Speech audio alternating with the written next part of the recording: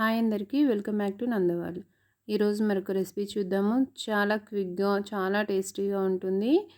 ఏ రెసిపీకైనా కదా సరే సైడ్ డిష్గా ఇది పర్ఫెక్ట్గా సూట్ అవుతుంది. చపాతీ, బిర్యానీ, పరాటా, అలాగే పులావ్, ఈవెన్ రైస్ కూడా చాలా టేస్టీగా ఉంటుంది. ఈ యొక్క రెసిపీ ఉంటే చాలు ప్లేట్ మొత్తం ఖాళీ అయిపోతుంది. వేరే కర్రీ కూడా అక్కర్లేదు. అంత టేస్టీగా సింపుల్గా ఉంటుంది. 15 నిమిషాల్లో మనం ప్రిపేర్ చేసుకోవచ్చు. ఫస్ట్ దీనికోసం ఒక కప్పు సోయా తీసుకుని హాట్ వాటర్లో ఒక 10 నిమిషాలు నానబెట్టుకోవాలి. ఇప్పుడు వీటిని పక్కన పెట్టుకుని ముందుగా ఒక ప్యాన్ తీసుకుని అందులోకి 2 స్పూన్ల నూనె, 2 స్పూన్ల నెయ్యి తీసుకోవాలి. నెయ్యి ఆప్షన్, వద్దనుకుంటే పూర్తిగా నూనె వేసుకుని చేసుకోవచ్చు. నూనె కాగిన తర్వాత ఒక బిర్యానీ ఆకు వేసి ఇందులో ఒక కప్పు వరకు చాప్ చేసుకున్న ఆనియన్స్ అనేవి యాడ్ చేసుకోవాలి.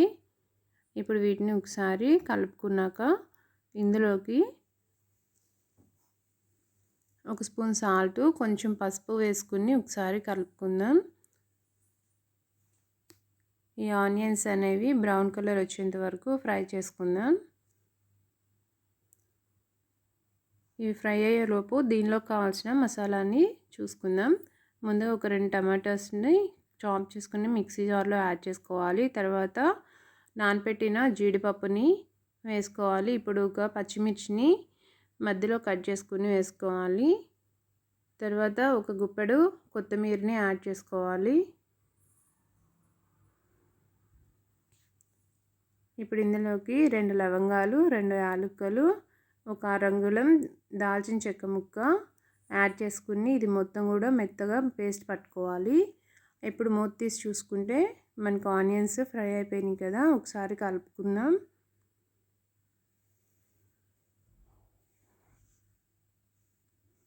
ఇప్పుడు ఇందులోకి ఒక స్పూన్ వరకు అల్లం వెల్లుల్లి పేస్ట్ని యాడ్ చేసుకుని మరొకసారి కలుపుకుందాం.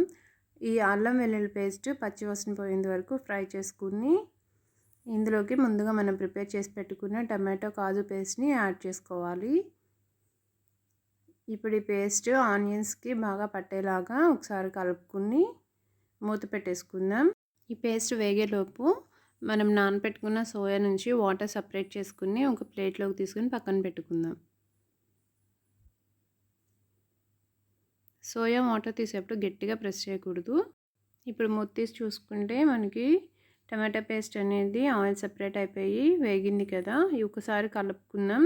మధ్య మధ్యలో కలుపుకుంటూ ఫ్రై చేసుకోవాలి.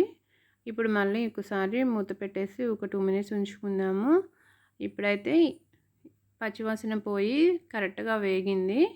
ఇప్పుడు ఇందులోకి ఒక స్పూన్ వరకు కారం వేసుకోవాలి. ఈ కారం పేస్ట్కి పట్టేలాగా ఒకసారి మొత్తం కూడా కలుపుకుందాము. ఒక 2 మినిట్స్ ఇది ఫ్రై చేసుకున్నాక ఇందులోకి మనం ముందుగా ప్లేట్లో తీసి పెట్టుకున్న సోయాని యాడ్ చేసుకోవాలి. ఇప్పుడు ఇది మొత్తం కూడా పేస్ట్ పట్టేలాగా ఒకసారి కలుపుకుని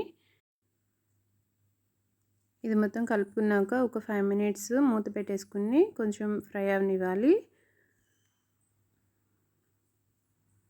ఇప్పుడు 5 మినిట్స్ తర్వాత తీసి చూస్తే ఆయిల్ సపరేట్ అయిపోయి ఇది మొత్తం కూడా చక్కగా వేగిపోయింది కదా. ఇప్పుడు ఇందులోకి గ్రేవీకి సరిపడా వాటర్ యాడ్ చేసుకోవాలి. నేను ఒక గ్లాస్ తీసుకున్నాను. మీరు తీసుకున్న కన్సిస్టెన్సీని బట్టి మీరు వాటర్ అనేది యాడ్ చేసుకోవచ్చు. ఇప్పుడు ఇది మొత్తం కూడా ఒకసారి కలుపుకుందాం. ఇప్పుడు మూత పెట్టేసి ఒక 5 మినిట్స్ హై ఫ్లేమ్లో బాయిల్ చేసుకుంటే మనకి సోయా గ్రేవీ అనేది రెడీ అయిపోతుంది. ఒకసారి కలుపుకొని దీని మీద సన్నగా చాప్ చేసుకున్న కొత్తిమీరని యాడ్ చేసుకుందాం. ఈ కన్సిస్టెన్సీ వస్తే సరిపోతుంది. ఇప్పుడు మనకి సోయా కర్రీ అనేది రెడీ అయిపోయింది. దీన్ని చపాతీ, రోటీ, బిర్యానీ, పులావ్, రైస్ ఏ రెసిపీ అయినా సరే ఇది సైడ్ డిష్గా కరెక్ట్గా సరిపోతుంది. ఒకసారి ట్రై చేసి చూడండి. మీకు కూడా ఈ టేస్ట్ అనేది నచ్చుతుంది. ఇలాంటి మరెన్నో రెసిపీస్ కోసం మా ఛానల్ని చూస్తూనే ఉండండి. ఈ రెసిపీ కనుక మీకు నచ్చినట్లయితే లైక్ చేసి, షేర్ చేసి, సబ్స్క్రైబ్ చేసుకోండి. Thanks for watching.